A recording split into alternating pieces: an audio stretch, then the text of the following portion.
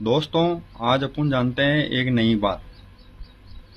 इस पुस्तक में श्री गोरखनाथ साहित्य से इसका पेज नंबर है 82।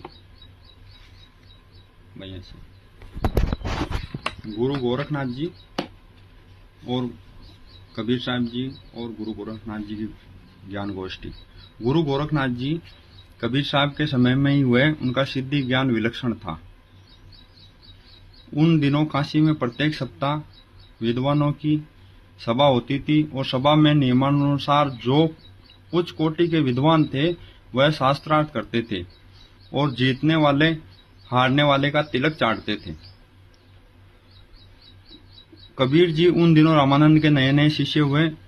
उनकी अपार शक्ति का किसी को बोध नहीं था। कबीर साहब जी ने रामानंद जी से आग्रह किया कि वह अखाड़े की तरफ से गुरु गोरखनाथ जी से ज्ञान युद्ध चाहते हैं। आगे पेज।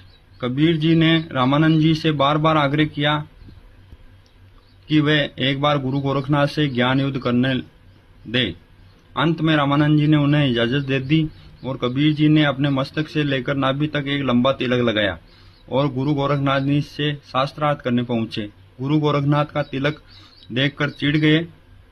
गुरु गोरखनाथ जी तिलक देखकर चढ़ गए। कबीर जी और गुरु गोरखनाथ का ज्ञान युद्ध शुरू हुआ और गुरु गोरखनाथ ने कबीर जी की खिल्लियां उड़ाते हुए अपना त्रिशूल निकाला और अपनी सिद्धि बल से त्रिशूल की बीच की नौका पर जा बैठे और बोले कि मैं तो यहाँ बैठकर ज्ञान युद्ध करूंगा, क्या तुम मुझसे लड़ोगे?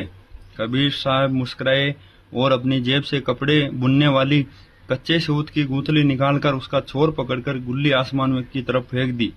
गुल्ली आसमान में चली गई और कबीर साहब जी कच्चे सूत पर चढ़कर आसमान में पहुंच गए और बोले, गोरखनाथ, मैं तो यहाँ से ज्ञान युद्ध करूंगा।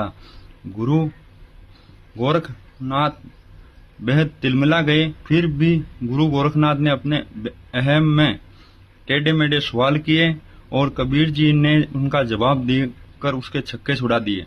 गुरु गोरखनाथ ने विद्वानों की सभा में अपनी हार मान ली। भाई, गुरु गोरखनाथ जी कबीर साहब से हारे, ये मैं नहीं कहता, ये पुस्तक कह रही है।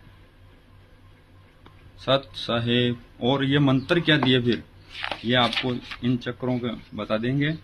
मूल आधार चक्र, सूक्ष्म स्वादिष्टान चक्र, मणिपुर चक्र, इनमें कौन से देवता है इनका जिक्र मैंने पहले कर चुका हूं मैं। सत साहेब।